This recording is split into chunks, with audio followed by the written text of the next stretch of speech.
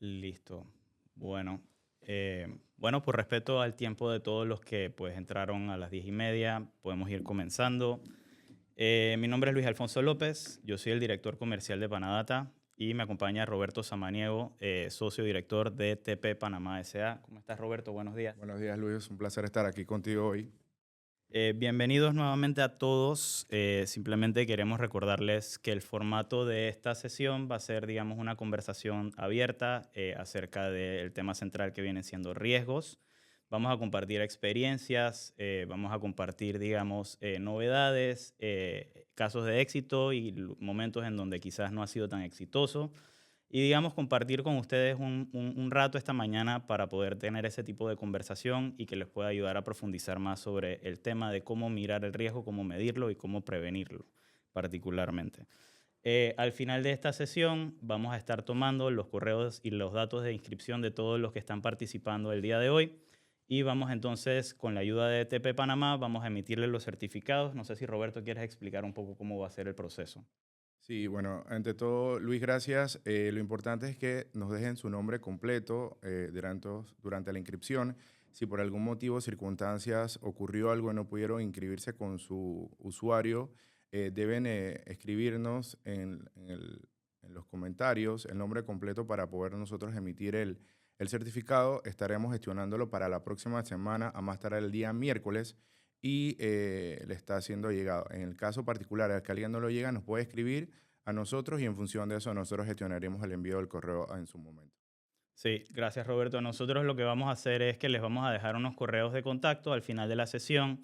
En caso tal de que para, digamos, el martes, miércoles de la otra semana no lo hayan recibido, pueden escribirse y contactarse con nosotros para poder ayudarles con esa parte, ¿no? Bien, esos son, digamos, las parroquiales. Simplemente asegúrense de que su información esté al día, así como se están presentando acá. Por si acaso ustedes comparten la cuenta con sus hijos en la escuela o algo por el estilo, nada más asegúrense de que esa información esté correctamente colocada. Bien, yo creo que con eso podemos directamente abrir la conversa. Nosotros estamos mirando el chat. Cualquier pregunta que ustedes tengan o cualquier, digamos, sugerencia, comentario de algún tema o algo que les llame la atención, no duden en escribirnos. Tenemos uno de los miembros del equipo aquí presentes para poder ayudarnos a moderar esa parte. Así que ahí vamos a estar con ustedes tocando los temas que también a ustedes les parezcan relevantes. Y bien, yo creo que con eso podemos empezar directamente. Le había propuesto a Roberto, digamos, empezar con algo bien sencillo.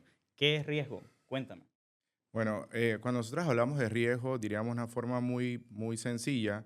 Antes el riesgo se consideraba como algo negativo, hoy en día no. El riesgo es algo que tú lo puedes tomar como una oportunidad inclusive de negocio. El riesgo, la clave es poder administrarlo, poder evaluarlo y de alguna manera establecer mecanismos para minimizarlo.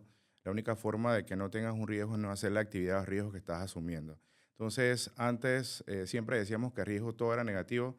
Hoy si tú asumes un riesgo desde el punto de vista de negocio, te puede funcionar muy bien. Así que antes ese concepto era un poco erróneo, ha cambiado y hoy en día hay muchas personas que han emprendido básicamente asumiendo un riesgo bien planificado, bien administrado y les ha ido bien en sus emprendimientos. Así que hoy en día todos nosotros vivimos un riesgo de que nos movilizamos en nuestras casas, de que tomamos una decisión. En fin, la vida se basa en administrar y gestionar riesgos. Sí, la verdad es que el riesgo desde el punto de vista de negocios muchas veces tiene, digamos, una mala estigma por naturalmente se trata o la gente lo piensa más por prevenir un suceso lamentable o un inconveniente. En el mundo de negocios eso se puede llamar un costo de oportunidad. El no hacer algo que te puede generar un retorno el día de mañana es un riesgo que todo empresario o toda persona que tiene una decisión de negocios tiene que sopesar a la hora de tomar decisiones, ¿no?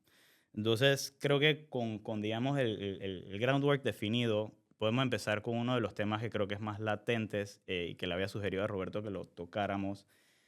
¿Qué significa riesgo cuando tú lo ves desde el punto de vista de, por ejemplo, los momentos que estamos viviendo, digamos, políticos, desde un punto de vista de, hay una transición de gobierno, hay personas que van saliendo de listas PEPs, por así decirlo, o que van entrando a ese tipo de listas? ¿Qué significa para una empresa regulada, digamos, este momento en el que estamos viviendo? Bueno, es un desafío. Es un desafío porque obviamente las regulaciones mantienen que nosotros tenemos que hacer una administración particularmente de las personas que ocupan un cargo público, entiéndase personas políticamente, desde el presidente, todo su equipo de trabajo, diputados, en fin. Desde el punto de vista de Estado propiamente, nosotros, si bien es cierto, se ha hecho gestiones necesarias para poder obtener esa información, es decir, una base de datos de quién han sido las personas electas por votación popular y por otro lado también las personas que de alguna manera la nueva administración está designando. Tal vez no existe en este momento esa facilidad para obtener esa información para nosotros poder de alguna manera correr internamente a nuestra base de datos para saber si alguien de alguna manera ha dejado de alguna manera la posición para seguir administrándolo, porque la norma establece después de haber dejado el cargo 2 años de poder considerarlo como persona políticamente expuesta. Sin embargo, diríamos que ahí tenemos un desafío, ¿no? Cómo nosotros entrar a poder actualizar nuestra base de datos, ya sea corriendo un formato de actualización con nuestra base de datos de forma muy manual, pero te imaginas a un cliente, una cooperativa, una financiera que tenga una cartera de 5.000 clientes, cómo va a poder hacer una campaña de actualización. Entonces yo creo que ahí hay una oportunidad de cómo nosotros podemos gestionar esa información que sea oportuna. Diríamos que se han hecho y ustedes también como empresa han gestionado eso tratando de cómo obtienen esa información. A veces no ha sido fácil. Tal vez es importante, antes de continuar, Luis, a mí me gustaría que tal vez la gente, has tenido la oportunidad de conversar un poco con nosotros, pero es importante que sepan que Luis es abogado también, diríamos que tiene experiencia en la parte, diríamos, de gestión de sociedades, ahora está en el mundo de la tecnología, pero es importante que también que, diríamos, los participantes hoy que están acá sepan que él es abogado también y que de alguna manera tiene conocimiento de eso. Y un poco lo que estamos tratando es de ver las diferentes perspectivas sobre cómo podemos tener información veraz, rápida, diríamos, para poder administrar puntualmente a los riesgos. Sí, justito mencionaste algo y gracias por las palabras, Roberto. A veces uno se le olvida de dónde viene, pero en efecto, soy abogado de entrenamiento y pues esto es algo que yo lo he vivido de ambos lados, desde el lado de me están supervisando y del lado de estoy ayudando a los clientes a pasar una mejor supervisión o un mejor proceso de cumplimiento desde el lado de Panadata. Y entrando al punto de Panadata, realmente lo que nosotros hemos visto del lado acá es que realmente cuando vienen este tipo de situaciones no hay una lista, como tú dices, central, en donde el gobierno te dé, o entiendo que sí la puedes pedir y si alguien del público la ha conseguido, por favor que nos deje saber porque todo el mundo la está buscando, es la lista central de los cargos elegidos popularmente por voto y aquellos que son designados por dedo político, de si el presidente le toca hacer una designación, pues esa persona si maneja presupuesto es un PEP. En toda la definición de el PEP es en esencia una persona con mando y jurisdicción y con presupuesto dentro de una institución del Estado. Puede haber sido elegido por voto popular o puede haber sido designado políticamente. Sin embargo, no hay una forma fácil, digamos, de poder conseguir esa información. Ahora pica un paso más adelante. Nosotros, por lo menos en Panadata, lo que le damos a los clientes de cierta manera de visibilidad es, si tú estás en una planilla del Estado, pues evidentemente revisar el rango que tienes y verificar si eso califica dentro de maneja presupuesto o no. Si le ha recibido algún pago del gobierno, es un indicio de que hay una relación o un vínculo con el Estado y si aparece nombrado en una gaceta oficial. Pero ¿qué pasa con las esposas, los hijos, los cónyuges, etcétera? No aparecen en ningún lado y pareciera que hoy en día es más como, hey, si tú, cliente regulado, te equivocas, la vas a pasar mal, pero yo no te voy a decir quiénes son. Entonces me parece como un poco contraproducente de cierta manera como la parte de qué tan duro regular esa parte si no hay realmente más que confiar en la declaración jurada del cliente que te entregue. No sé si tú has visto algo por el estilo. Mira, te voy a poner un ejemplo de una situación particular que nos pasó con un cliente. Es que durante algunas administraciones pasadas las personas estaban adquiriendo algún tipo de servicios en alguna empresa reguladas en Panamá y ahora, obviamente, como ya no está en ese cargo público, diríamos que sus ingresos disminuyeron significativamente, entendiéndose que estaban en diferentes posiciones en el Estado. Y cuando la persona, diríamos, atendiendo a la norma, le hacía la debida diligencia, la persona colocaban que no era persona políticamente expuesta. Al final ahora se dan cuenta cuando se está haciendo una gestión de seguimiento, de cobranza por ese servicio que estaban adquiriendo, se dan cuenta que sí estaban ocupando un cargo público de mando y jurisdicción importante y obviamente bajó su calidad de vida, sus ingresos y dejaron de ser PEP. Entonces, al final es una situación que tenemos que seguir trabajando, actuando en buena fe, donde la persona va a hacer una declaración jurada y en función de eso va a decir, bueno, en efecto, me considero que no soy PEP, pero llega un momento en que si viene un requerimiento por parte de la autoridad a hacer una investigación de oficio, como tú, de alguna manera, lo que más puedes aportar es que la persona hizo una declaración actuando en buena fe. Pero hasta dónde puede ser la responsabilidad desde el punto de vista legal porque no fuiste más allá, porque no tenemos las No hay herramientas, donde no ir. hay donde hay. Entonces yo creo que es importante seguir haciendo algunos temas en materia de legislación y adecuación. Si hacemos un tema de derecho comparado, podemos ver, por ejemplo, jurisdicciones como República Dominicana, donde en República Dominicana sí se establece el listado de posiciones que han sido de alguna manera designados por el Estado, en este caso por el presidente de la República, y te da el listado puntual. Y en función de eso tú vas a administrar esa cartera, diríamos, de personas que han sido seleccionadas, ya sea por votación popular y por designación. Pero en muchos casos queda hasta a veces a la interpretación si esa persona, por la naturaleza de su función, diríamos, lo vamos a considerar persona políticamente expuesta. En función del primer grado de consanguinidad, eso es otra. Hay personas que pueden decir, y ha pasado, personas donde dicen, yo no me llevo con mi hermano, no tenemos una buena relación, no le hablo hace más de 5 años, y en la administración pasaron algunos casos puntuales donde la persona decía, yo no te voy a poner que soy persona políticamente expuesta porque no le hablo a esa persona. No tengo ningún vínculo, o sea, no tengo ningún vínculo excepto de sangre, pero no me considero una persona PEP, aun ¿Cómo cuando seamos funcionan hermanos. esos casos? Entonces, al final del camino, o sea, como ahí no hay un espacio en la norma. La norma dice, si es un Sí, grado de eso es. consanguinidad, es PEP. Entonces, tú tendrías que establecer los mecanismos necesarios para documentarlo en el expediente del cliente y dejar en manifiesto que, bueno, el cliente te ha dicho que no lo va a completar o que coloca no y tú tienes que poder levantar una breve información y sustentar que en efecto la persona ha explicado esto. Debe haber un escrito, por lo menos algo fundamentado en que forme parte del expediente para que se administre esa situación particular. No, yo tengo una diferencia con mi hermano, con el familiar que fuese, no tengo una relación con él, por lo tanto no me considero un PEP, pero legalmente sí lo hago por Sí. el grado de consanguinidad. Sí, yo creo que se ve mucho del tema PEP. O sea, a ver, no es, digamos, un riesgo, es un riesgo representativo, obviamente, por el cargo inherente que tiene, pero no significa que esa persona no pueda tener una cuenta bancaria o que no pueda tener una participación, digamos, en una sociedad de una manera pasiva.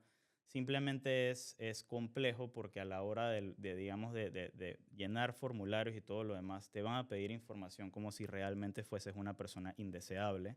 Yo creo que eso es lo que muchas veces, a falta de ese tipo de regulaciones, se llenan esos vacíos muchas veces simplemente diciéndole que no al cliente o negándole el servicio porque es muy riesgoso. Entonces creo que eso es algo que se puede revisitar y definitivamente que si logramos hacer como país lo del registro único de beneficiarios finales con todas las sociedades anónimas y con todo lo que eso acarreaba, yo no veo por qué es tanto más difícil preparar una lista de ese tipo de cosas. Sí, yo creo que atendiendo a la pregunta inicial, creo que hay muchos temas que nosotros tenemos que de alguna manera revisar y nosotros tenemos que ser partícipes de eso tal vez en iniciativas legislativas que puedan de alguna manera atender esos vacíos, esas interpretaciones que nos pueden afectar en su momento. Muchas veces nosotros estamos en nuestro día a día, pero no formamos parte tal vez de esas iniciativas. Y yo creo que es fundamental poder ante esas situaciones poder aportar y que se clarifique. Yo creo que hay un momento importante, diríamos que es el presidente de la República ha sido muy claro en dejar en manifiesto su interés de que este tipo de cosas se deben de ir mejorando y en función de eso ha mencionado que, bueno, no solamente localmente, sino internacionalmente, Panamá está haciendo y ha venido haciendo un trabajo importante y hay muchos temas que atender, pero yo creo que esas son un conjunto de acciones que diríamos que esta nueva administración me parece que ha dado muestras importantes, no solamente a través de las diferentes superintendencias, sino el Ministerio de Relaciones Exteriores, entiéndase también Ministerio de Comercio, Economía y Finanzas, para poder accionar ante esas necesidades que hay que ajustar en el marco de la ley en materia de prevención y de toda la gestión de riesgo que tenemos en este momento. Sí, yo creo que de todos los momentos históricos que hemos vivido, por el tipo de presidente que tenemos, que es un abogado formado constitucionalista, yo creo que si hay un momento en la historia donde podemos hacer algo al respecto, yo creo que este es una bonita oportunidad. Porque realmente sí trabaja en contra de nosotros que no exista, o que en contra del negocio, de que no existan, digamos, formas de llenar esos vacíos y que entonces toque negar. Parece que tenemos una pregunta del público y dice, Santiago Collantes pregunta, las personas que no registran a los hijos fuera del matrimonio, imagino que se trata dentro de lo que viene siendo la definición de PEP, digamos, un hijo que no es reconocido o algo de repente, ¿eso sería considerado un PEP por consanguinidad?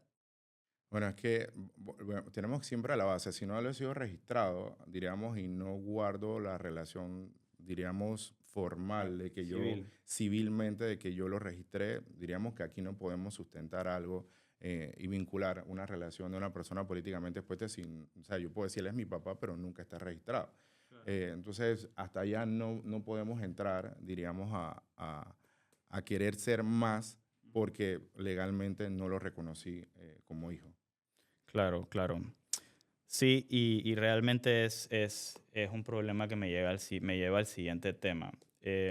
Nosotros hemos visto, por lo menos en mi experiencia del lado de Panadata, a través de los años he visto que muchos sujetos regulados y no regulados, realmente es como una práctica pervasiva, digamos, en Panamá, y es que a la hora de hacer cumplimiento todavía lo hacemos de una manera muy artesanal.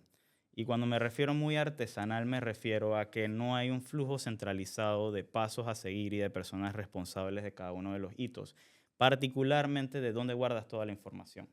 Entonces lo que termina pasando es que empiezas a encontrarte con que esta persona tenía la cédula actualizada, pero esta no, acá el formulario estaba en otro expediente y realmente te empiezas a ver que eso es la definición de por qué la gente le tiene miedo a cumplimiento en primer lugar, porque es un proceso que si se desordena te cuesta el negocio. ¿Cuál ha sido tu experiencia en ese sentido y cómo lo has logrado empezar a mitigar? Mira, yo como tal vez me gusta hacer un poco de docencia, tenemos que tener presente algo y eso siempre lo digo tal vez en las conversaciones cuando hablamos de cumplimiento. Hay tres elementos que tienen que estar alineados. Lo primero es la persona de cumplimiento debe tener, diríamos, la formación, el entendimiento y debe saber que la tecnología es fundamental para gestionar ese trabajo de cumplimiento. Entonces, si bien es cierto, yo no puedo estar en enemistad con la tecnología porque al final voy a tener que procesar, analizar mucha información. Entonces, por ahí parto diciendo, inclusive la norma habla de, dependiendo del tamaño de la organización, la incorporación de herramientas tecnológicas. Y eso tal vez puede ser un poquito flexible para los sujetos no financieros, para el sector financiero. Los sistemas de alerta, monitoreo, los sistemas de poder gestionar las alertas, eso es fundamental. Entonces, primero, el tema de la persona. La persona debe tener además las competencias, no solamente saberse la norma, sino también debe estar actualizado en la información. Es decir, desde manejo de Excel, desde Power BI, o sea, toda la información debe estar ahí. Después vamos a los procesos. Los procesos tienen que estar debidamente documentados. Todo el mundo debe tener claro cuáles son los roles y las responsabilidades que yo tengo a lo interno de la organización. Muchas veces cuando nosotros nos encontramos y hacemos visitas o hacemos algún tipo de auditoría o en su defecto de implementación, lo que nos damos cuenta de que todo el mundo quiere ser dueño de una tarea o un proceso, pero sin entender la responsabilidad que eso conlleva al momento que tengas una auditoría. En función de eso, siempre queremos estar apagando fuegos. Y te puedo decir, del 100% de las empresas que nosotros estamos, o que de alguna manera hemos tenido la oportunidad de trabajar en una auditoría, diríamos que podemos estar hablando de que, sin mentirte, el 98% tiene incumplimientos en lo que se refiere a la actualización de las debidas diligencias. Es decir, no existe la información está actualizada, de alguna manera no dejamos los mecanismos pertinentes y suficientes para decir que hemos hecho la actualización. Igualmente encontramos cédulas vencidas. Entonces, el proceso es fundamental que todo el mundo que todo el mundo lo sepa y que esté debidamente documentado. Y lo otro es los sistemas de información. Muchas veces cuando nosotros hablamos de un sistema de información, adquirir un sistema de información, eso para el tomador de decisión es como que le estás hablando un lenguaje no muy apropiado porque le toca al bolsillo. Sin embargo, no entiende que al momento de una auditoría o de cara a su modelo de negocio va a tener una vulnerabilidad y una posible sanción. Lo que ocurre aquí es que tal vez en el mercado puede haber diferentes tipos de proveedores, locales o internacionales, que traen soluciones, pero que estas soluciones muchas veces están estandarizadas. Y al momento de implementarlas a un sector financiero, no necesariamente atiende a todas las necesidades de eso, porque la caracterización de los clientes es diferente, el nivel de valorización de los riesgos es diferente. Entonces, no hay tal vez, y yo creo que hay mucha todavía oportunidad para hacer diseños o sistemas de información que ajusten a la necesidad del cliente. Y la otra cosa es que, por ejemplo, en algunas industrias no puedes hacer interfaz, y cuando hablamos de interfaz es poder conectar a sistemas para poder que no exista tanta manipulación de información de carácter manual y reducir algún tipo de riesgo en materia de data que estás manejando. Entonces, eso es lo que nos estamos enfrentando hoy en día. Y cuando hablamos de inversión, sabes que de alguna manera la economía ha venido, bueno, para cada uno dependerá si está recuperándose, ¿no? Pero hemos venido un poco, tú sabes, tomando un poco de aire y no todo el mundo quiere. Entonces, no olvidemos esos tres elementos, las personas, los procesos y los sistemas, y eso se vincula a un riesgo operativo. Entonces, ahí es lo que yo creo que hay que prestarle mucha atención y establecer prioridades y plan de acción. Claro, claro. Y digamos, todo esto suena bastante lógico para un banco, para una empresa grande. ¿Cómo hacen los chiquitos? ¿Por dónde empiezan? Bueno, los chiquitos, hay una realidad y es que si nosotros no somos conscientes, y eso el tomador de decisión no es consciente en que tiene que priorizar, los chiquitos, a veces yo recibo llamadas de gremios de diferentes industrias, ¿no? Por tema de confidencialidad no voy a decir, pero hace poco me tocó una industria particular y donde ese gremio, diríamos que ese presidente me decía, es que tú tienes que entender que nosotros no vamos a hacer nada y el regulador me lo está pidiendo. Yo sé, pero la norma no me dice o no puedo hacer algo si facturo N cantidad de dólares o tengo N cantidad de personas trabajando. La norma no de alguna No manera, discrimina. no discrimina. Entonces, lo que yo tengo que establecer es, bueno, ¿cuáles son mis prioridades que yo tengo? Empezar a tener un manual de cumplimiento, después voy a tener una matriz de cumplimiento, después voy a tener un sistema o buscar un mecanismo que yo puedo implementar. Hoy en día lo que ocurre es que la gente dice, yo voy a hacer lo mínimo, y eso es lo principalmente dicen, voy a hacer lo mínimo y cuando me multan veré. Pero entonces, por ejemplo, esta semana tenemos una experiencia con un cliente de una industria específica que le están haciendo la auditoría. Y resulta que le mandaron un listado de todas las cosas que era el alcance de la auditoría y estando ahí, diríamos, la autoridad que compete en este momento haciendo la auditoría amplió todo lo que es el alcance de la auditoría. Entonces está pidiendo más cosas, entonces ahí es donde se dan cuenta que en efecto me pidieron esto, pero ahora quieren ver esto, pero, pero ¿cómo yo puedo decir que no voy a entregar eso? No, no lo puedes hacer. Diríamos que existe la facultad por las autoridades para tener un alcance y ampliarlo. Entonces ahí es donde se dan cuenta la vulnerabilidad que tienen y después viene el tomador de decisión con la ansiedad.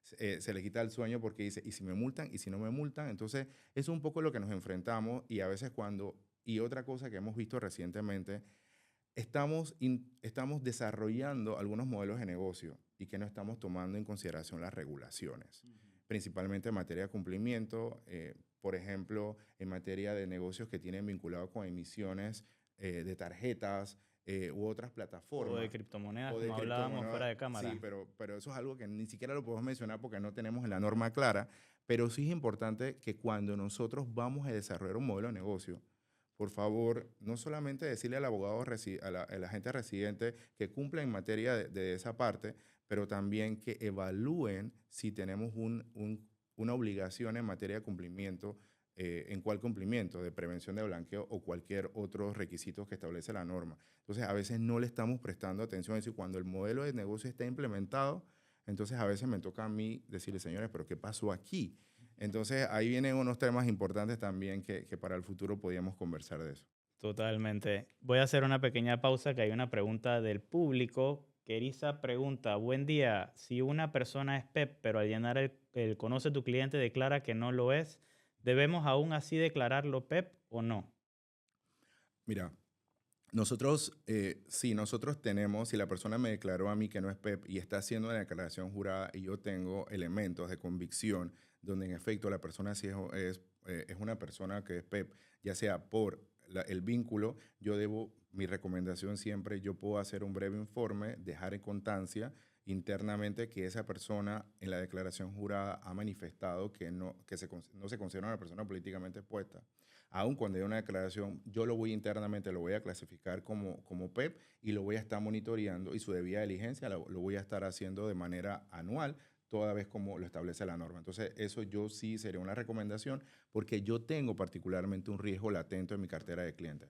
En algunos casos, alguna superintendencia en sus alcances de la auditoría ha encontrado, por el contrario, personas que han dicho, yo soy un suplente, un representante de corregimiento, por ejemplo, pero usted fue electa por votación popular, usted de alguna manera es una persona políticamente expuesta, ya sea por desconocimiento o porque en su defecto en el conoce a tu cliente no lo indicó, pero no, nuevamente, volvemos a que no hay un mecanismo eficaz porque, por ejemplo, si un representante de corregimiento o un suplente de un alcalde, tal vez si entras a la página web de la Asociación de Municipios, tú puedes encontrar el principal, pero no vas a encontrar el suplente. Entonces, ahí uno tiene que hacer una búsqueda importante y si en efecto la persona ha dicho no, yo hago un pequeño informe interno y lo clasifico como PEP y lo sigo monitoreando, pero dejo constancia de que yo actué y hice de forma razonable, hice una verificación y lo puedo demostrar a la autoridad.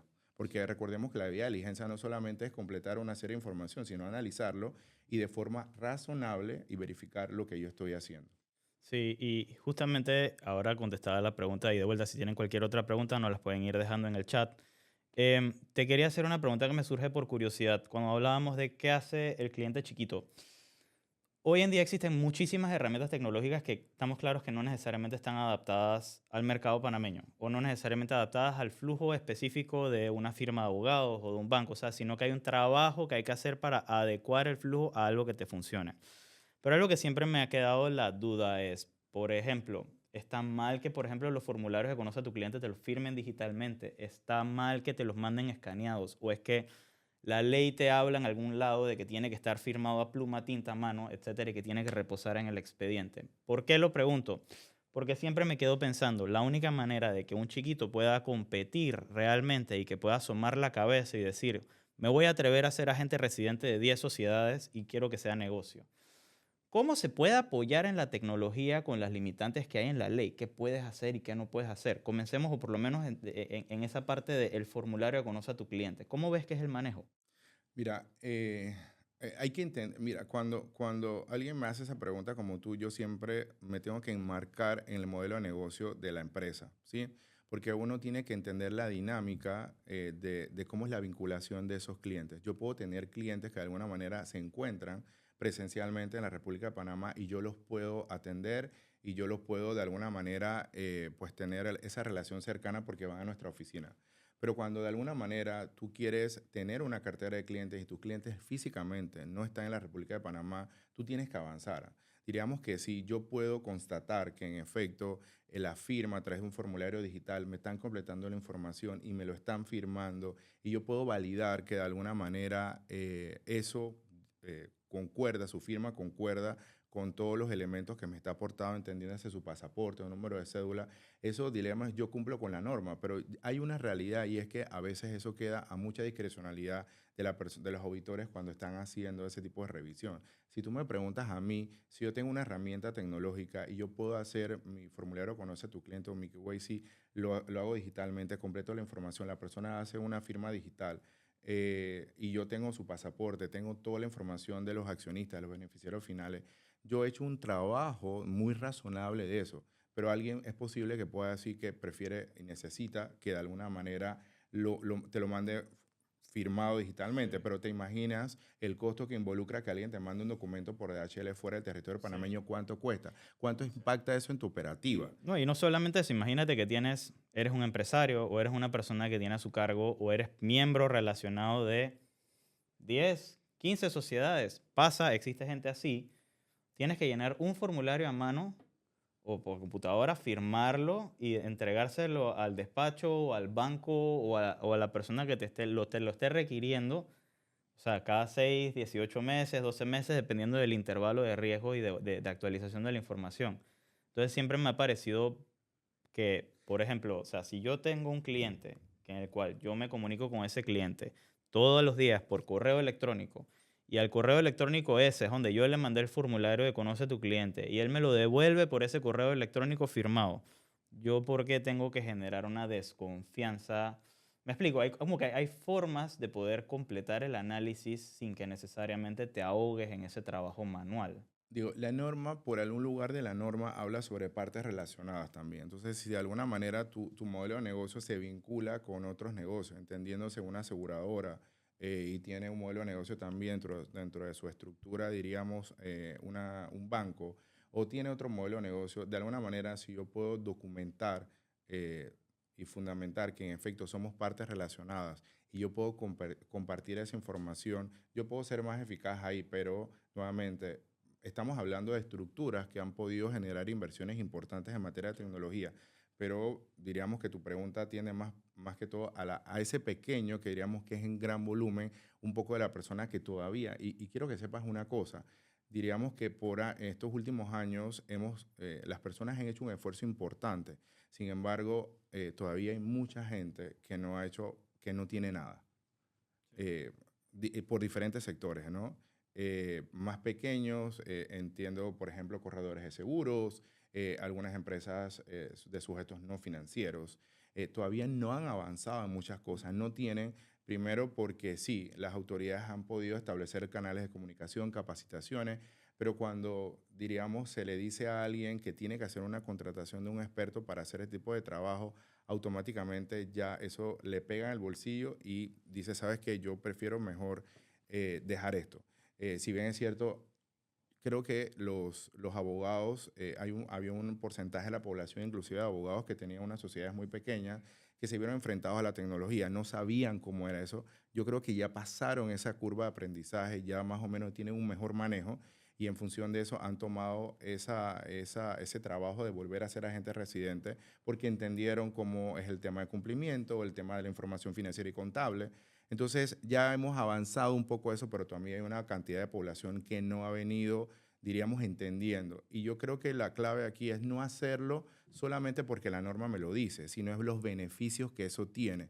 Porque muchas veces cuando la persona está haciendo una debida diligencia puede entender algún riesgo latente que tiene y por eso le permite administrar su mejor cartera de clientes, invitar a clientes a salir, porque no se siente como tal vez con algún tipo de información negativa o algo que puede ocurrir dentro de su comportamiento de usualidad, ¿no? Entonces, yo creo que en función de eso no lo tenemos que ver solamente por un tema de normas, sino también los beneficios que eso nos puede dar a lo interno de la organización.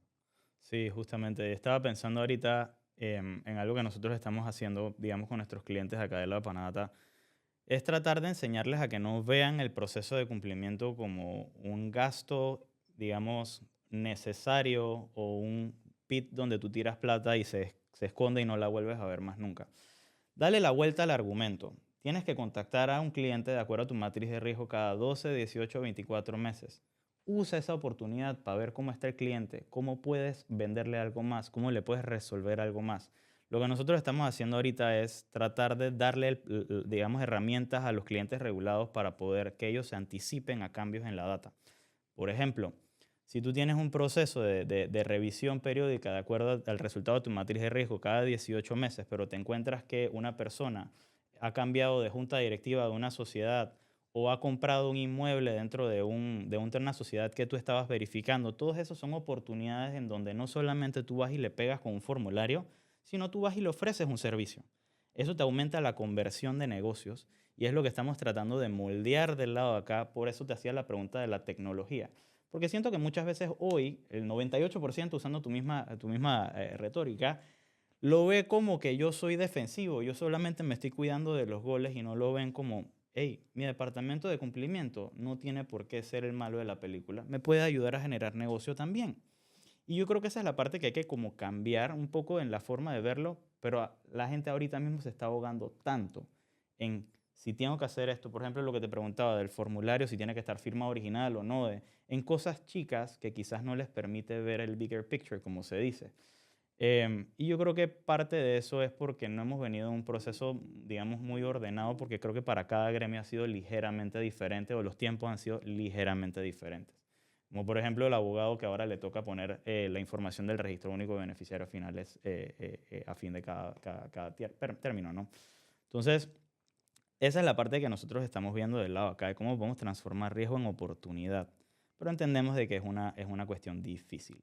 ¿Tú ibas a decir algo? Sí, hay unas cosas que también nosotros tenemos que tomar en consideración, es que muchas veces hay personas que inclusive tienen las herramientas y tú puedes ver algunos comportamientos que llaman la atención. Mira, nosotros hemos tenido algunas tipologías importantes a lo interno de la organización cuando nos ha tocado ser inclusive de vía de diligencia de temas de proveedores, donde hemos visto cómo de alguna manera en el registro público puedes ver la trazabilidad que los dignatarios están saliendo y semanas después vas a encontrar una información negativa sobre esas personas porque se inició un proceso.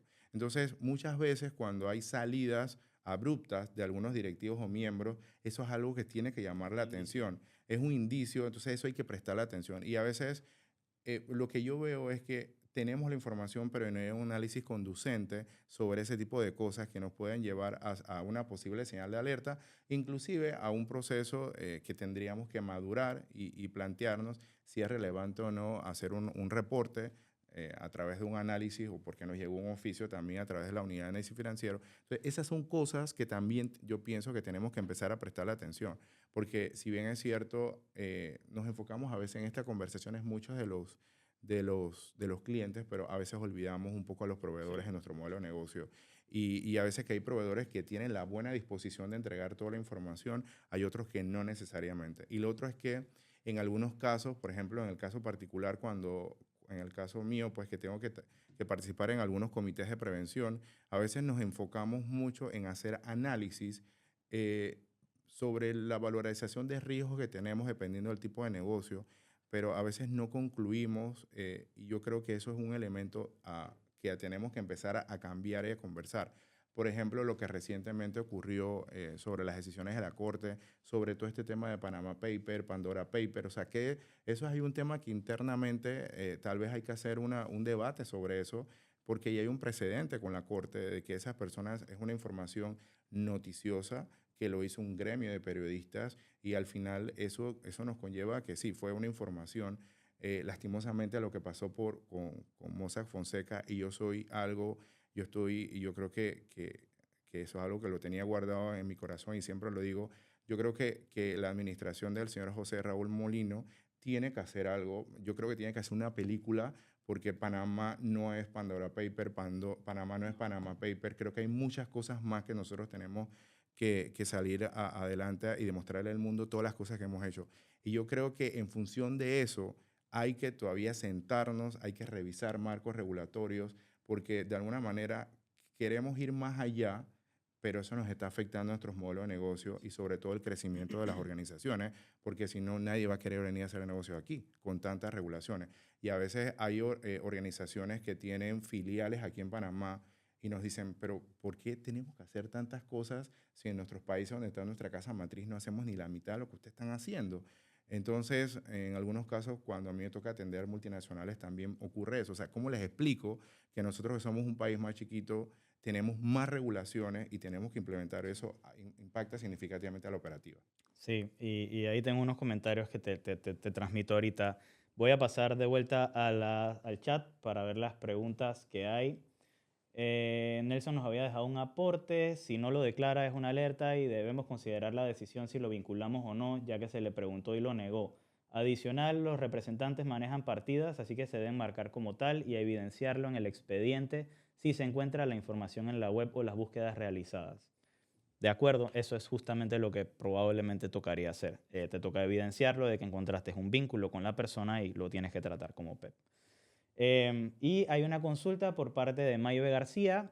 Dice, en cuanto a las financieras, el perfil del cliente, la firma dicho documento en original por parte del cliente la realizamos, pero quisiera saber si los oficiales de negocios o el departamento de ventas que capta a los clientes puede firmar de manera digital el formulario de perfil del cliente. Cabe resaltar que no he encontrado impedimentos en la normativa, justamente lo que estábamos hablando, donde tú puedes hacer un intercambio de documentos firmados en físico y cuando puedes simplemente relegarte a lo digital. Mira, lo que pasa es que nosotros tenemos una realidad. Y a veces a mí me ha tocado cuando tenemos que presentar algunos recursos, de carácter administrativo en las instituciones, em, folclóricamente lo tengo que decir, es cómo explicar algo que no está en la norma. O sea, cómo sustentar en derecho algo que no está en la norma. Entonces yo sí creo que eso hay que revisarlo y lo he mencionado que esas son preocupaciones que yo tengo. Ya alguien puede decir que si usted, por ejemplo, en el tema particular de una financiera, que voy a hacer un desembolso de un préstamo y yo he hecho el conoce a tu cliente, he hecho todo el análisis conducente, la debida diligencia, revisé la PC, todo, al final del momento debe haber en el sector financiero, debe haber también una cotización y debe estar firmada por el cliente. Debe haber un contrato firmado por el cliente y eso lo establece muy claramente la norma en materia de empresas financieras. Entonces, yo, de alguna manera, yo no puedo delegar a un tercero firmar algún documento porque todo está debidamente documentado a través de un contrato, a través de una firma. Lo que de alguna manera, inclusive yo tampoco puedo dar estados de cuenta a un tercero que venga, yo tampoco puedo de alguna manera poder hacer, diríamos, dar información o inclusive cuando estoy haciendo apenas la cotización de un préstamo de una persona que no va a ser la vinculante del préstamo. Claro. Entonces yo creo que ahí hay que tener mucho cuidado en que al momento de todos los documentos que sustentan un expediente de un préstamo, una financiera, deben estar debidamente documentados. Desde una cotización, desde la entrevista, del formulario que conoce tu cliente, ¿para qué es eso? A veces cuando nosotros vemos, y nos ha pasado en particularmente en temas financieros, cuando hacemos el análisis del formulario de vía diligencia, por ejemplo, de un cliente, el cliente pone que ese préstamo era para un proceso legal. Y yo le pregunto, ¿usted preguntó en la entrevista para qué proceso legal? Porque puede ser un proceso legal, un proceso de carácter penal, de carácter familiar, de una sucesión que... Entonces, nosotros a veces ahí yo digo, ojo, que esos son momentos cruciales para que la primera línea de defensa, las personas que están en la plataforma, hagan la entrevista, hagan la pregunta, porque sí, tenemos que cumplir con la norma de vía de diligencia, pero ¿dónde está el riesgo de recuperación de esa cartera de ese cliente? Entonces hay que tener mucho cuidado porque si nosotros queremos ser flexibles, por ser mucho más, diríamos, competitivo en el mercado para hacer un desembolso en un periodo de tiempo muy corto, ¿qué pasa con la efectividad de mis controles? Entonces yo sí tengo que tener mucho cuidado ahí. O sea, si alguien me dice a mí, bueno, es que nosotros lo estamos haciendo, aun cuando la norma no lo dice, pero cuidado con sus controles, Sí. cuidado porque vamos a tener una vulnerabilidad importante ahí. Sí, y de hecho el otro día que venía en el carro me pareció muy gracioso e irónico un poco que escuchaba en la radio de una empresa financiera o un banco, no recuerdo, que te decía, te aprobamos el préstamo sin declaraciones de renta, sin mayores controles. Obviamente te iban a pedir un documento de conoce a tu cliente, pero bueno, esas son las diferencias que hay en el mercado entre los que necesitan hacer cartera y los que ya tienen cartera y no necesariamente están tan hambrientos, que son los que te van a pedir, digamos, mucho más documentación para que tú puedas optar por un préstamo. Sí, pero eso, o sea, hay que tener cuidado y eso es donde hablamos cómo se vincula la estrategia del negocio con la parte de cumplimiento. Sí. O sea, tú puedes ser una persona que tu estrategia es muy competitiva en el mercado. Tú vas a establecer los canales de comercialización, es decir, tú puedes poner tú puedes avanzar haciendo un conoce a tu cliente a través de tu canal de venta, tu página web o a través de tu WhatsApp, ¿sí? Y tú puedes ir avanzando para que cuando el cliente llegue ya esté perfilado el cliente y tú tienes toda la información para que el cliente, y es lo que regularmente se hace, el cliente va a firmar toda la documentación. Pero resulta y acontece que cuando a veces hacemos auditoría, por X o Y motivo, el señor se llevó el cheque y no está el contrato firmado, no está la cotización firmada y ahí nosotros tenemos un riesgo. Porque cuando tú haces un desembolso de un préstamo en una financiera, el señor no va a regresar. Sí, muchas veces no es garantizado. Ya no, y ya el cliente se fue y el cliente no va a querer una financiera a poder firmar esos documentos, pero ahí tenemos una vulnerabilidad cuando si viene un regulador. Entonces, tenemos que integrar cumplimiento con nuestra estrategia de negocio, eso no puede estar separado, porque yo he visto gente muy agresiva y eso es una decisión de los accionistas. Sin embargo, hay que tener cuidado sobre todo el tema del control interno. Sí, y de hecho, parte de los estudios que hemos hecho recientemente nos han arrojado que, y obviamente sin mencionar muchos nombres ni manteniéndolo confidencial, pero muchos bancos locales otorgando préstamos que luego se terminan volviendo parte de cobro coactivo en la esfera del departamento legal. Entonces, cuando te vas a ver, un par de esos, uno le debía a la Caja del Seguro Social en 3 publicaciones seguidas, antes de la originación del préstamo. Otro, que era un préstamo sin garantía, tenía una demanda que estaba pendiente de resolverse. Y hay varios problemas con esto que estoy diciendo, ojo, porque no es necesariamente que es fácil. En el caso, por ejemplo, de tienes una demanda, aquí en Panamá no se publican las sentencias. Entonces te toca ir a preguntarle al cliente, dame la sentencia o dame una certificación del estatus del proceso. Se cuantifica el riesgo y entonces el negocio decide si le presta o no. Pero he visto en muchos casos, muchos más de los que quisiéramos, casos en donde hay riesgo muy evidente o muy latente, ya sea que le debía la plata al Seguro Social, ya sea que aparecía en una lista de inhabilitados por contratar en el Canal de Panamá, que he visto hasta escuelas en esas listas, entre otras cosas que al final, a la hora de la hora, se termina siendo una cartera morosa innecesaria que se come en el retorno de lo que debería estar sacando el banco o el negocio. Muchas veces ahí está el margen que se necesita para poder crecer y reinvertir en el negocio. Y a mí personalmente siempre me ha llamado mucho la atención que es difícil encontrar esa data. Por ejemplo, lo que te digo de la caja del Seguro Social, eso viene en un PDF que no viene digitalizado como tal. Toca buscar en letra 5 Arial, el nombre de la persona con una lupa a ver a dónde la encuentras. Y eso es lo que se vuelve por lo general un inconveniente, ¿no? Entonces no sé si tú has visto algo similar en tu lado.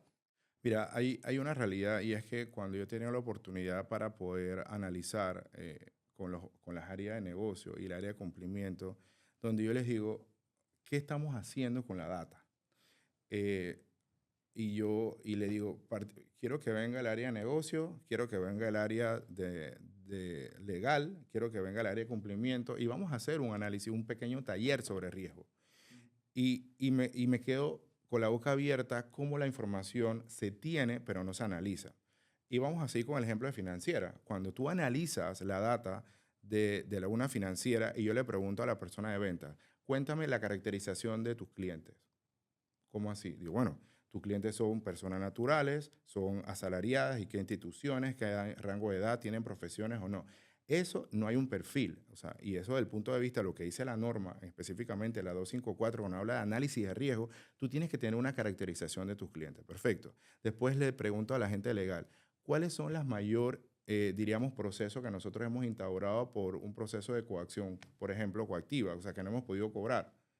Bueno, mira, acá principalmente lo hemos tenido que ver en los municipios, en algunas instancias, este tipo de instituciones del Estado, en el caso que presten el sector público. Entonces, tenemos la información, no tenemos el análisis y no podemos establecer políticas preventivas porque no hemos hecho un cumplimiento. ¿Qué ha pasado? Ah, bueno, mire, nos ha encontrado esta parte, esta información. Entonces, esas son, desde el punto de vista de riesgo, tenemos que sentarnos a conversar, a tener un perfil de nuestro cliente, cuáles son las mayores inconsistencias que tenemos, cuáles son esas características o patrones de comportamiento que hemos identificado, no solamente del cliente, sino sucursales, áreas geográficas. El cliente que está tratando de cometer algún tipo de acto al margen de la ley, está viendo las vulnerabilidades que tiene. Sí. El cliente está viendo en qué sucursal yo puedo aperturar, diríamos, una cuenta o en qué sucursal voy a cancelar una cuenta anticipada, porque puede ser que ese dinero con una cancelación anticipada, específicamente en el sector financiero,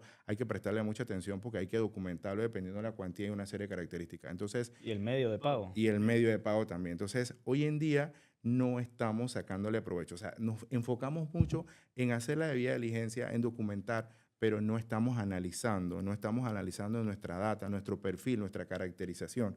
Y muchas veces eso lo sabe el mercadeo, pero mercadeo de alguna manera no implementa acciones o políticas porque eso de alguna manera lo tiene que hacer el área de cumplimiento, tomando en consideración acciones o actualizaciones en su manual de prevención. Entonces, yo creo que esa es otra recomendación puntual, un poco alineado a lo que tú estabas comentando, que también necesitamos trabajar en ese sentido. La Sí. data la tenemos, solamente hay que analizarla. Sí, yo creo que hoy en día, en verdad, si tú eres una empresa regulada, de alguna manera u otra, tú siempre tienes alguna tarea de cumplimiento que realizar. Especialmente si tú lo que estás es haciendo una venta. Si tú eres un ejecutivo o alguien que está tratando de ver si este es un potencial cliente o no, algo tienes que verificar de la persona. Y en casos, digamos, particulares, más hacia bancos y financieras, como tú dices, te encuentras de que hay un proceso central de cumplimiento, en donde hay una matriz que se completa por cada cliente y se le mete dentro de la base de datos para que ojalá cada 12, 18 o 24 meses le pidan la información. Pero eso es una base de datos. Entonces, digamos que ese mismo cliente que ya tiene una cuenta bancaria y ya tiene una hipoteca contigo, ahora quiere ir a pedirte una tarjeta de crédito. No es ese mismo departamento el que te va a hacer el perfilado, es otro que va hacia la parte de crédito o que va hacia la parte de hipotecas o llámale lo que sea. Entonces muchas veces encontramos de que la información que recoge esa unidad especial de negocio se queda con la información y no la transmite o no la actualiza a la matriz general y viceversa. Mira, tenemos otra situación particular y eso más que todo alineado a los bancos. ¿Qué ocurre? queremos colocar, queremos colocar y tenemos una meta de colocación de préstamos. Pero ¿qué ocurre? El área de negocios no ha recibido un entrenamiento de aquella información puntual necesaria, conducente para hacer para poder, diríamos, avanzar muy rápidamente en todo el informe y los elementos que sustentan una debida diligencia para que el área de cumplimiento te la apruebe. Entonces, cuando vamos a veces a conversaciones con entidades bancarias, nos dicen, ¿cómo hacemos? Digo yo, fácil. Hay que entrenar a los amigos de negocios, a la primera línea de defensa, para que entienda qué es cumplimiento, cuál es el alcance, qué es lo que nosotros queremos buscar. Tenemos que hacer análisis en ese sentido. ¿Por qué? Porque, ¿qué ocurre? A mí me ha tocado ver tipologías de temas. Una cosa es la tipología de temas de prevención de blanqueo de capital, otra tipología de temas de fraude. Entonces, nos enfrentamos a que de alguna manera, diríamos, no hay un análisis conducente de entendiendo el riesgo que nosotros estamos asumiendo en el otorgamiento de un préstamo. Y no estamos hablando de un préstamo de $100,000, sino de millones de dólares. Entonces, es posible que ha pasado en el área de negocios o en su defecto cumplimiento, no ha entendido un modelo de negocio cuando, por ejemplo, tenemos industrias como sector de la construcción, diríamos que es muy habitual, pero industrias que son importantes también, como agroindustria, sector agropecuario, otro tipo de industrias donde el área de cumplimiento tal vez no entiende el modelo de negocio. Sí. Entonces, nos va poniendo alguna serie de peros o contratiempos porque no entienden el modelo de negocio. Y a veces, como yo siempre le digo, sí, cumplimiento no va a tener una relación de negocios con el cliente, pero sí debe ser negocio sentarte y hacer una pequeña capacitación sobre cómo es la caracterización de ese negocio, cómo opera, cómo genera sus ingresos, a quién le vende, a dónde viene la procedencia de los fondos, cómo está el mercado, para que esa área de cumplimiento pueda entender qué es lo que está pasando en esa industria. Porque a veces a mí me ha tocado ver situaciones del sector agropecuario, por ejemplo, donde estamos haciendo una colocación importante y el negocio está bien y a veces nos ha tocado a nosotros como diríamos como externo, hacer un informe desde el punto de vista del modelo de negocio, desde el punto de vista de cumplimiento, donde no encontramos nada. Simple y sencillamente el área de cumplimiento no entendió el modelo de negocio. Entonces ahí también yo creo que desde el punto de vista de riesgo, también se debe un poco generar ese tema de interacción, porque no podemos seguir trabajando en islas, porque si trabajamos en islas no vamos a crear valor a la organización. Sí, correcto. Y la mayoría de las veces esa persona de negocio lo ve como un punto de fricción muy innecesario, particularmente porque hace, digamos, malo decir, pero hace 10 años no teníamos, digamos, este ambiente que tenemos hoy. Lo empezamos a ver, pero realmente no es el mismo, digamos, o la misma fricción que hoy en día le representa al cliente. Lo bueno de esto es que a todo el mundo le va a tocar hacer cumplimiento, siempre. Siempre que vayas a prestar dinero, siempre que vayas a pedir un servicio financiero, esa persona va a tener que pasar por un proceso de cumplimiento, si no alguien va a ser multado. Pero, y ahí es donde viene el pero, y aquí es donde viene la esperanza del mensaje. Entre más fácil y mejor hagan el proceso, entre más, digamos, smooth, o como la palabra en inglés, digamos, lo más fluido lo hagan, la estadística te dice que el cliente que pasó ese proceso es 80% menos probable que se te vaya. Porque es tanto problema ir a abrir otra relación para cambiarte a ti, que en verdad hay una oportunidad de negocio solo porque el resto de la gente también tiene que pasar por lo mismo. No te diferencias más que en tu proceso. Eso es algo que yo les puedo dar a ustedes como público, una recomendación desde un punto de vista de consumidor y de empresario. De que nos pasa mucho eso. Ya una vez que tú completas, pasas la montaña, tú no quieres volver a pasar eso de vuelta. Y por eso es que es de más fricción cambiarse de agente residente, cambiar una hipoteca, abrir otra cuenta de banco, a menos que sea estrictamente necesario. Mira, un poco para salir de esta formalidad, yo siempre he dicho en broma y en relajo que tú haces cumplimiento cuando vas a tomar la decisión de casarte. Sí. El taxista, cuando va por ahí y él te dice, no voy, él puede tomar, está diciéndote, no voy porque hay dos gestiones de riesgo que él ha analizado.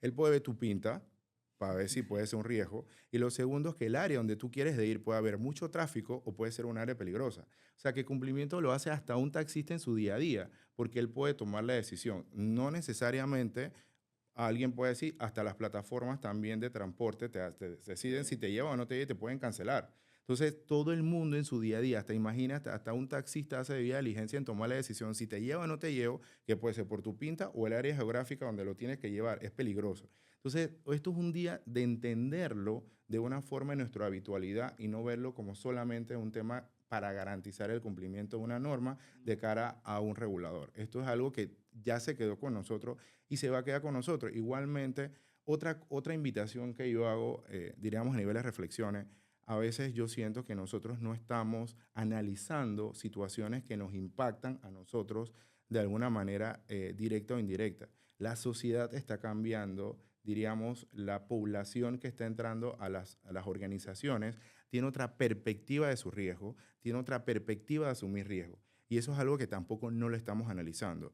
Tal vez, diríamos, aquellas personas que tenemos cierta edad, valoramos el riesgo de alguna manera. Hoy en día, una persona, un tema tan fácil como alguien, si yo le tengo que desvincular mañana, a lo mejor si yo tengo 35 años en adelante, yo voy a tener una presión psicológica muy grande. Ujú. Pero tal vez una persona joven no le va a preocupar eso. No. Entonces, eso es otra cosa que nosotros tenemos que ver.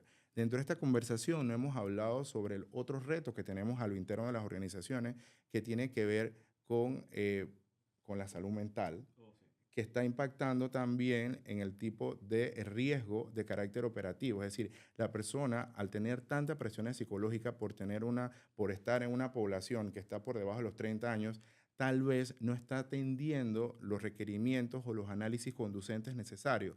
Y tú lo capacitaste, le hiciste todo el proceso de inducción, le hiciste un onboarding perfecto, pero resulta que esa persona no está conectada con el procedimiento y no está conectada con la relevancia que tiene eso. Y eso es algo que también tenemos que empezar a verlo dentro de las organizaciones, porque tú puedes hablar con una persona, y me ha tocado casos particulares donde hemos terminado procesos de formación y capacitación, y yo veo en la evaluación y veo que no pudo completar nada. Y le pregunto, ¿qué pasó aquí? Y me dice, me bloqueé. ¿Pero por qué me bloqueé? Tengo temas personales. Entonces, eso es algo que también nos está impactando en las organizaciones, porque todos aquellos que tenemos más de cierta edad, diríamos que estamos muy comprometidos con lo que hacemos. Y no es que ellos no estén comprometidos, sino que el balance de su vida, el tema de tener calidad de vida es diferente. Entonces, señores, eso es algo que tienen que estar considerando en las organizaciones también. Tenemos que analizar la población, qué caracterización de población tenemos, porque podemos tener las mejores herramientas tecnológicas, los mejores planes de capacitación, el mejor proceso de onboarding, pero si mi población es muy joven, no está atendiendo a No, este sí. tipo de desafíos que tenemos. Y justamente eso, de que muchas veces la presión la viven ellos principalmente porque ellos les hacen entender de que son el bloqueo del negocio. O sea, de que el negocio no puede avanzar si tú no ves desde el punto de vista de cumplimiento voltear esa página y pasar el proceso. Entonces, nosotros nos encontramos muchas veces departamentos de cumplimiento que se vuelven cuellos de botella y la mayoría del tiempo es así, porque como es un área donde no le quieren prestar mucha atención, le quieren gastar el mínimo de dinero, solamente ponen una o dos personas como mucho y dependiendo del volumen, ese va a terminar siendo tu cuello de botella dentro de tu operación y eso es lo que te va a tumbar o no el negocio. Entonces, como dice Roberto, el personal de cumplimiento tiene una presión inimaginable porque como sociedad no lo hemos entendido o no lo hemos apreciado desde otro punto de vista y también no hay que tapar el sol con un dedo de que, como decías tú, o sea, si tú te vas a ir a un Estados Unidos, te vas a ir a cualquier otro lado, abrir una cuenta de banco no es un problema. A que te van a preguntar es que usted de qué cree que se va a morir. Y es un tema muy frustrante para el cliente, digamos, que está del otro lado, que quiere realizar una operación, que quiere pasar por el proceso para poder optar por un crédito y muchas veces se siente pues poco personal o poco personalizable y eso es lo que ve del otro lado también el agente de cumplimiento siendo el enemigo de la operación. Entonces, mensaje al resto de la gente que no es cumplimiento, hey, llévenle una flor o un chocolate a su agente de cumplimiento, créanme que lo va a apreciar. Y bueno, vamos a ver mientras tanto preguntas del público. Aquí decía, déjame ver que se me está...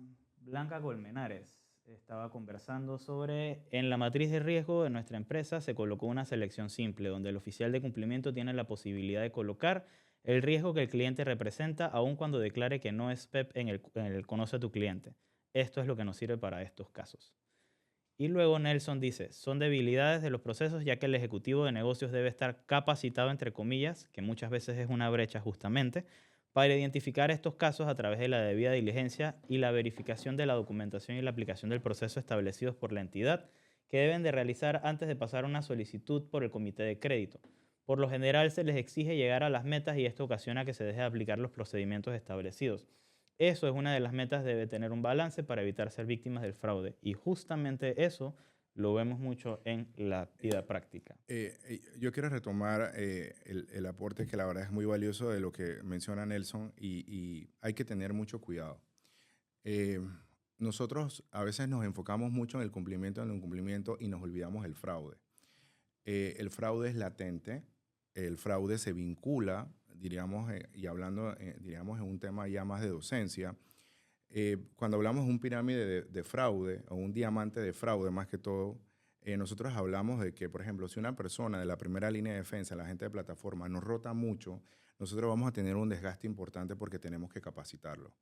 Si está entrando de alguna manera gente, y no quiero estigmatizar las edades, pero si está entrando una gente que no tiene tal vez esa responsabilidad, una madre que tiene hijo y que tiene que cubrir toda su necesidad de sus ingresos, eso no lo obliga a ser tan estricto en el cumplimiento. Lo otro es si nuestras políticas no son claras, si nuestras políticas no están debidamente documentadas, si no tenemos una herramienta de una intranet a lo interno de la organización para que todo el mundo vea y busque, diríamos, esas políticas o procedimientos o una carpeta compartida. O sea, no necesitamos tener una intranet sofisticada, podemos tener una carpeta compartida y podemos tener la última versión de ahí.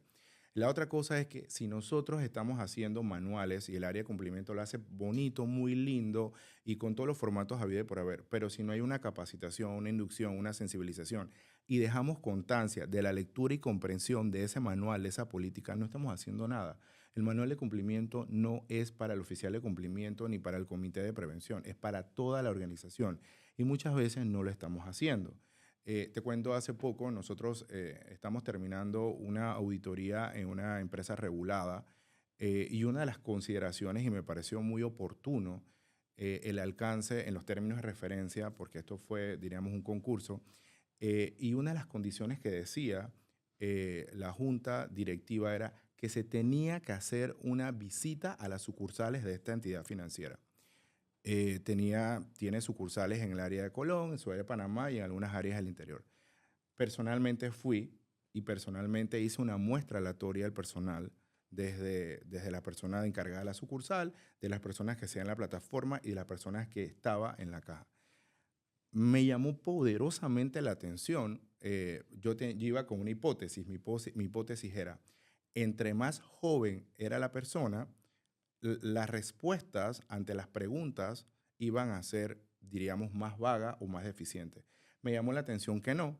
Me llamó la atención que las personas que tenían 18 años en la organización habían respondido correctamente, que era una persona políticamente expuesta, que era una debida diligencia, que era FATCA. O sea, le hice un cuestionario y le preguntaba algunas cosas. Entonces me di cuenta que aun cuando las capacitaciones estaba haciendo de carácter virtual, estaba logrando la efectividad.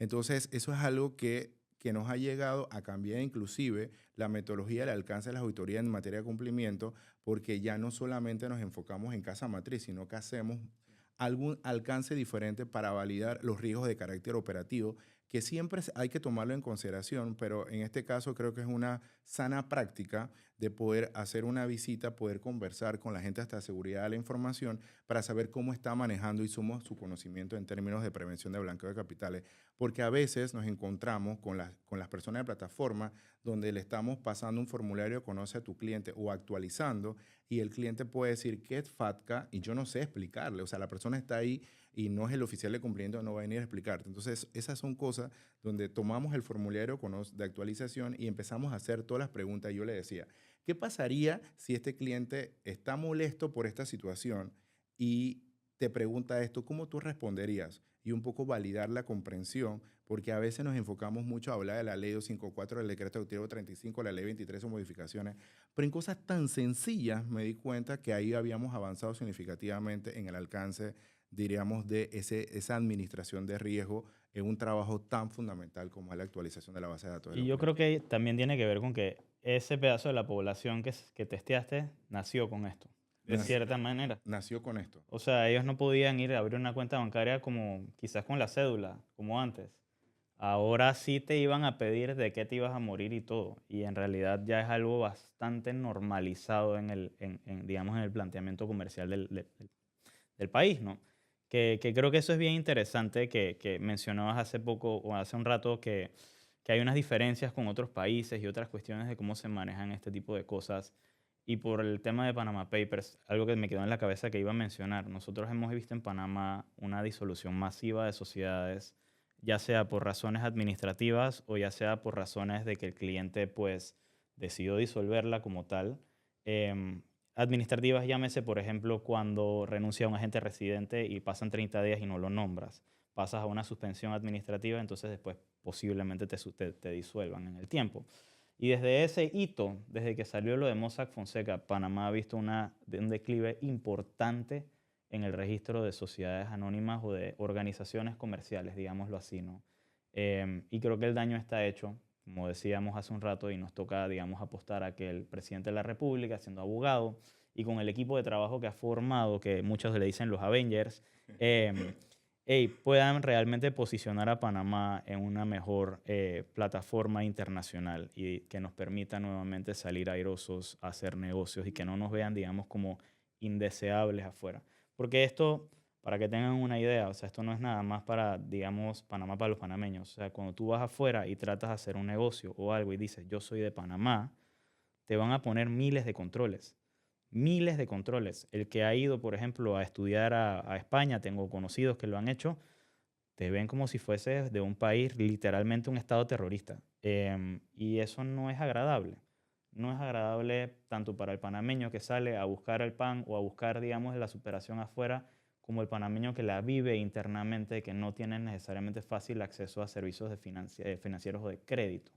Y es algo que a nosotros nos falta como jurisdicción, digamos, entender, acoger y pelearlo hacia afuera y apoyar al gobierno con todos estos temas que van a ir impulsando, ¿no? Así es, yo creo que tenemos un desafío importante y bueno, no podemos, o sea, esto no es un proceso que lleva, diría, semanas, eso lleva un tiempo y yo creo que debe establecerse una estrategia integral para poder salir local e internacionalmente, hacer las acciones y diríamos las tareas que corresponda. Creo que de alguna manera, en una oportunidad, eh, cuando me tocó prospectar, prospecté a algunos clientes, me tomé de una de esas personas que me tocó prospectar fue al actual presidente, donde fui a la firma de él y me pareció muy interesante un poco cómo él veía la perspectiva de esto y creo que lo ha mencionado anteriormente, donde ha dicho, asimismo como nos ven como aliados comerciales, asimismo yo espero que nos den un respeto también. Y yo creo que en ese sentido me uno mucho a esas palabras y espero nuevamente, y soy muy, muy incisivo en eso, necesitamos no solamente un tema de demostrar lo que hemos hecho, sino también comunicar, es decir, estratégicamente debe haber una comunicación muy fuerte y por qué no está una película post Panama Paper, quiénes somos nosotros, todas las cosas que hemos venido haciendo, los esfuerzos que han venido haciendo las autoridades en ese sentido, y, o sea, tú ves instituciones del Estado, entiéndase, por ejemplo, una superintendencia de sujetos no financieros, donde hay una cantidad de capacitaciones de forma recurrente por tipo de sectores, la unidad de análisis financiero capacitando, organizaciones como, o sea, hay organizaciones como la Asociación de Oficiales de Cumplimiento de Socupa, también hay asociaciones de nosotros, empresas de cumplimiento también que nos hemos organizado, inclusive hemos puesto a la disposición de la Superintendencia de Sujetos No Financieros recursos, tiempo para apoyarnos en las capacitaciones, en fin, o sea, la Superintendencia del Mercado de Valores también hace jornadas de capacitación, la Superintendencia de Banco, el IPACOP también. Entonces, hay un conjunto, diríamos, de profesionales que estamos vinculados a diferentes gremios para apoyar esto, porque esto no ha sido fácil. Yo creo que el tema reputacional es algo que se construye con el tiempo, Sí, pero es muy fácil destruirlo.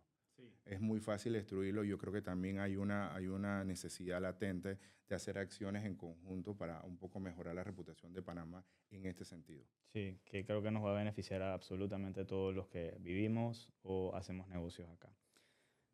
Bueno, eso era lo que tenía para la agenda hoy. No sé si hay alguna otra pregunta del público, si tú tenías algún tema que querías No, traer a la mesa. no, básicamente, pues darte las gracias a ti, diríamos, por este tipo de interacciones. Es algo nuevo. Regularmente nosotros le hacemos los webinars mensualmente, un poco más, no tan moderno y tradicional, pero creo que esto es lo que nos hace ver un poco cómo las alianzas crean valor. cómo la generación de contenido también es fundamentalmente es clave para esto. Y darle las gracias a todos los que regularmente participan en nuestros webinars y nosotros diríamos, te voy a comprometer a seguir haciendo estos webinars porque yo creo que hace también que las personas que participen puedan interactuar y puedan dar su punto de vista. Tal vez mi punto de vista no es el único, creo que todo el mundo puede construir al conocimiento y eso es un poco lo que hacemos. Y yo creo que parte de nuestra responsabilidad social empresarial es generar información para que los tomadores de decisiones puedan valorar en su momento, puedan crecer en su organización. Así que de parte mía y de todo el equipo de TP Panamá, muchísimas gracias y nada, estamos ahí a su Gracias, disposición siempre. Roberto. Sí, mira que justamente estaba viendo el chat hace un momento. Esta sesión lo que ha generado es un debate en el chat o ha llevado a que las personas se empiecen a contestar entre sí, que es lo que estuvimos narrando. Y justamente eso, aquí hay gente de bancos, financieras, empresas, abogados, de todos los sectores. Aseguradoras, he visto temas de cooperativas, mercado de valores. Bueno, he visto un montón de personas ahí de diferentes sectores, así que, y nada, siempre a la orden, ¿no? Y gracias nuevamente por su tiempo, por compartir esta sesión con nosotros. Vamos a subir este video o este edit a YouTube en la próxima semana si lo quieren volver a repasar o lo quieren ver. Y nuevamente entonces vamos a estar comunicándonos con la oficina de Roberto para que ellos puedan entonces emitirles todos los certificados que les hemos prometido. De vuelta, si no los han recibido, para el miércoles de la próxima semana, ¿cuál es el correo que te deben de contactar? Me lo deben estar contestando a administración@tppanama.com y ahí lo pueden ver, pueden escribirlo y ahí lo vamos a estar gestionando. O en su defecto también me pueden escribir a rsamaneo@tppanama.com. Perfecto. Bueno, muchísimas gracias Roberto y gracias al público presente por pues, su participación y su tiempo en esta mañana de hoy. Que tengan un lindo día y feliz cierre de semana. Hasta Gracias, luego. hasta luego.